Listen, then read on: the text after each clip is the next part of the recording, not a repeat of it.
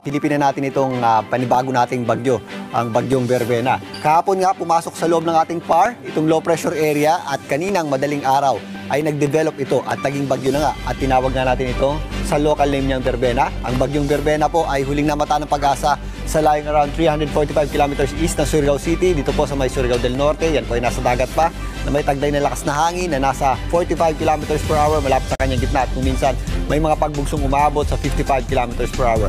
At patuloy po yung kumikilos, medyo mga ikabilisan sa bilis na 30 kilometers per hour pa kanluran. Ito po ay hindi natin inaasahang maging super typhoon or umabot man lang sa typhoon category. Possible po yan tumawid sa ating bansa as a tropical depression or posibleng hanggang tropical storm.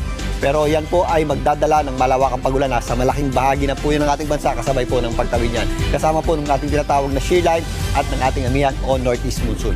Ito pong bagyong Verbena, inaasahan nating makatawid o tumama or sumabit dito sa mga areas ng Northern Mindanao. Ngayong araw na ito hanggang bukas, tatawid po yan sa areas ng Visayas at posibleng makarating dito sa mga area ng Sulusi bukas ng Tuesday, at sa darating na Wednesday, yan po ay maaaring nandito na sa areas ng West Philippine Sea. At kasabay nga ng pagtawid niyan, halos buong bansa po ang posibleng makaranas ng mga pagulan na maaaring idulot nito, at kasama na po dyan ang itong tinatawag na nating shear line na nagpapaulan sa mga areas na malayo sa mismong bagyo, at magpapatuloy pa yan after makatawid na itong bagyo natin dito sa may West Philippine Sea. Ngayong araw na ito, asahan po natin ang mga posibleng maulang panahon, at minsan may kasama rin po yung pabugso-bugsong hangin dito po sa ilagang bahagi ng Mindanao. Kasama po dyan ang rehiyon ng Caraga. Ito namang natitirang bahagi ng Mindanao, possible naman po dyan yung mga ating scattered o kalat-kalat na pagulan dahil doon sa trough or extension ng binabantayan nating sama ng panahon. Samantalang, nag-extend din po yung ating masungit na panahon. May mga pagulan po tayo, at kung minsan may mga kasamang pabugso.